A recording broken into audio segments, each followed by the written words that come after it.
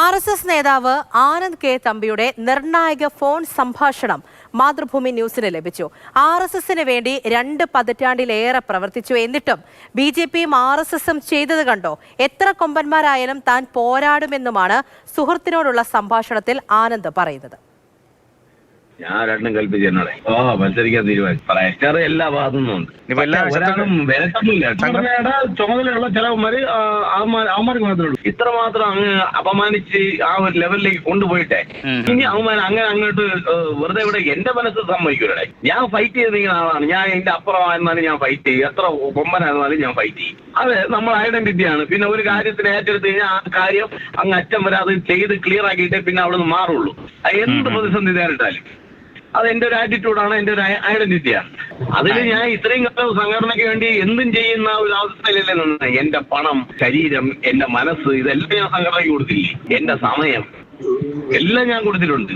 എന്നെ തിരിച്ചിന്റെ അടുത്ത് ഈ പരിപാടി കാണിക്കുമ്പോഴേ ചുമ്മാ അത് 4 മടക്കി പോക്കറ്റ് വെച്ചിട്ട് വീട്ടിൽ പോയിരിക്കുക എന്നെ കൊണ്ട് പറ്റൂല.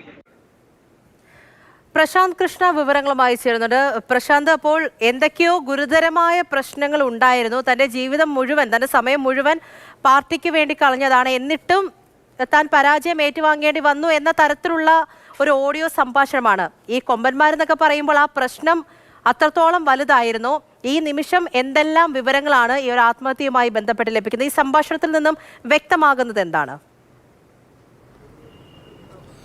ആനന്ദ് 2 ദിവസം മുൻപ് സുഹൃത്തുമായി സംസാരിച്ചതിന്റെ ഫോൺ സംഭാഷണമാണ് നമ്മളിപ്പോൾ കേട്ടത്. അതായത് താൻ സ്വതന്ത്രനായി മത്സരിക്കാൻ തീരുമാനിച്ചു. തനിക്ക് സ്ഥാനാർത്ഥിത്വം, തൃക്കണ്ണാപുരത്ത് സ്ഥാനാർത്ഥിത്വം BJP നൽകുമെന്ന് പ്രതീക്ഷിച്ചിരുന്നു ആനന്ദ്. പക്ഷേ സ്വതന്ത്രനായി മത്സരിക്കാൻ തീരുമാനിച്ചു. തനിക്കെതിരെ വലിയ തോതിലുള്ള, തന്നെ വളരെ മോശമായി രീതിയിൽ അപമാനിക്കുന്ന രീതിയിലുള്ള പെരുമാറ്റങ്ങൾ, നടപടികൾ അവിടെ ഉണ്ടായി എന്ന് ആനന്ദിന്റെ ഈ സംഭാഷണത്തിൽ വ്യക്തമാണ്. അതുകൊണ്ട് തന്നെ ഞാൻ ഇനി ഒരു തരത്തിലും പിന്മാറാൻ തയ്യാറല്ല, സ്ഥാനാർത്ഥിയാകാൻ തന്നെയാണ്, സ്വതന്ത്രനായി മത്സരിക്കാൻ തീരുമാനിച്ചു എന്ന കാര്യം ആനന്ദ് അവിടെ സുഹൃത്തുമായി സംസാരിക്കുമ്പോൾ പങ്കുവയ്ക്കുന്നുണ്ട്. അപ്പോൾ വർഷങ്ങളോളം ഈ സംഘടനയ്ക്ക് വേണ്ടി, RSSന് വേണ്ടി പ്രവർത്തിച്ച തനിക്ക് നേരെ ഉണ്ടായ അപമാനത്തിലുള്ള പ്രതിഷേധമാണ് ആനന്ദ് മത്സരിക്കാൻ തീരുമാനിച്ചത്. മാത്രമല്ല തന്നെ മോശമാക്കാൻ പരമാവധി അപമാനിച്ചു എന്ന വിഷമം അദ്ദേഹം പങ്കുവയ്ക്കുന്നുണ്ട്. അപ്പോൾ അതിന്റെ രോഷപ്രകടനമാണ് മത്സരിക്കാനുള്ള തീരുമാനം. എന്തായാലും ഇപ്പോൾ ഇവർ തമ്മിലുള്ള സംഭാഷണത്തിൽ മറ്റു ചിലരുടെയൊക്കെ പേരുകൾ, സുഹൃത്തുക്കളുടെയൊക്കെ പേരുകൾ അങ്ങോട്ടും ഇങ്ങോട്ടും അഭിസംബോധന ചെയ്യുന്നുണ്ട്. അതുകൊണ്ടാണ് ഇതിന്റെ ഈ ഭാഗം മാത്രം നൽകുന്നത്. എന്തായാലും പോലീസ് കേസ് രജിസ്റ്റർ ചെയ്തിട്ടുണ്ട്. പൂജപ്പുര പോലീസ് ആനന്ദ് കെ തമ്പിയുടെ ആത്മഹത്യയിൽ കേസ് രജിസ്റ്റർ ചെയ്തിരിക്കുന്നു. ഇതിൽ ബന്ധു വിമലിന്റെ മൊഴി പോലീസ് രേഖപ്പെടുത്തിയിട്ടുണ്ട്. സ്ഥാനാർത്ഥിയായി പരിഗണിച്ചിട്ട് തഴഞ്ഞെന്ന മൊഴി രേഖപ്പെടുത്തിയിട്ടുണ്ട്. മനോവിഷമത്തിലായിരുന്നു ആനന്ദ് എന്ന മൊഴിയുണ്ട്. മൊഴിയുടെ അടിസ്ഥാനത്തിലാണ് പോലീസ് കേസെടുത്തിരിക്കുന്നത്. പ്രശാന്ത്, ഇപ്പോൾ ഈ ഓഡിയോ സംഭാഷണത്തിൽ തന്നെ ഈ ഏത് കൊമ്പന്മാരായാലും താൻ പോരാടും, കഴിഞ്ഞ ദിവസത്തെ ആ ഒരു ആത്മഹത്യാ കുറിപ്പിൽ തന്നെ സുഹൃത്തുക്കൾക്ക് അയച്ച ആ ഒരു സന്ദേശത്തിൽ ഈ മണ്ണ് മാഫിയ, അവരുടെ ഭീഷണി, അവരുടെ ഒരു ഇടപെടലിനെ കുറിച്ചൊക്കെ പറയുന്നുണ്ട്. ഇതിനെക്കുറിച്ച് എന്താണ്? എത്രത്തോളം ഇടപെടൽ തന്റെ ജീവിതത്തിൽ പ്രശ്നങ്ങൾ ഉണ്ടാക്കിയിട്ടുണ്ട്? അത് സംബന്ധിച്ചുള്ള എന്തെല്ലാം വിവരങ്ങളാണ് ഈ ഒരു നിമിഷം ലഭിക്കുന്നത്? അതൊക്കെ എന്താണ് സംഭവം?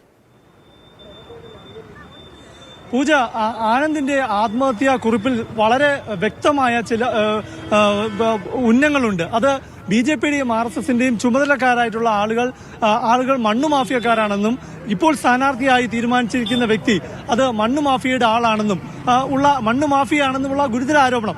ഇതിനെല്ലാം ഉപരി ആനന്ദ് തന്നെ സ്ഥാനാർത്ഥിയാക്കണം, തനിക്ക് മത്സരിക്കാനുള്ള താല്പര്യം ആനന്ദ് RSSന്റെ ജില്ലാ കാര്യകർത്താക്കളെ അറിയിച്ചിരുന്നു.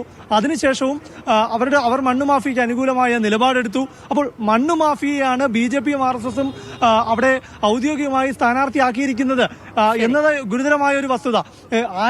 ഒരു മണ്ഡലത്തിലെ, ഒരു വാർഡിലെ സ്ഥാനാർത്ഥിയെ നിശ്ചയിക്കുമ്പോൾ അതിന് പാർട്ടികൾക്ക് വ്യത്യസ്ത മാനദണ്ഡങ്ങൾ ഉണ്ടാകാം. പക്ഷേ ഇവിടെ സ്വതന്ത്രനായി മത്സരിക്കാൻ തീരുമാനിച്ച ആനന്ദിന് മേൽ എന്ത് സമ്മർദ്ദമാണ്, എന്ത് ആത്മഹത്യക്ക് പ്രേരണയാകുന്ന ഘടകമാണ് RSSന്റെയും BJPയുടെയും നേതൃത്വത്തിന്റെ ഭാഗത്തു നിന്നുണ്ടായത് എന്നതാണ് ഗൗരവതരമായ വിഷയം. അപ്പോൾ ആ വിധത്തിലുള്ള ഉത്തരം അതാണ് ഇനി ലഭിക്കേണ്ടതായിട്ടുള്ളത്. അപ്പോൾ തുടക്കത്തിൽ നമ്മൾ കണ്ടതാണ്, BJP സംസ്ഥാന അധ്യക്ഷൻ പ്രതികരിച്ചിട്ടുണ്ടായിരുന്നു, തങ്ങളുടെ ഭാഗത്തു നിന്നും പ്രശ്നങ്ങളൊന്നും ഉണ്ടായിട്ടില്ല, നടപടികളിലൊക്കെ ഒരു പ്രശ്നവും ഉണ്ടായിട്ടില്ല എന്ന് പറയുമ്പോഴും എന്ത് പ്രശ്നമാണ് ഒരു വ്യക്തിയുടെ ആത്മഹത്യയിലേക്ക് നയിച്ചത് എന്ന് സംബന്ധിച്ചുള്ള കൃത്യമായ ഒരു വിശദീകരണം അത് പാർട്ടിയുടെ ഭാഗത്തു നിന്നൊക്കെ ഉണ്ടാകേണ്ടതാണ്.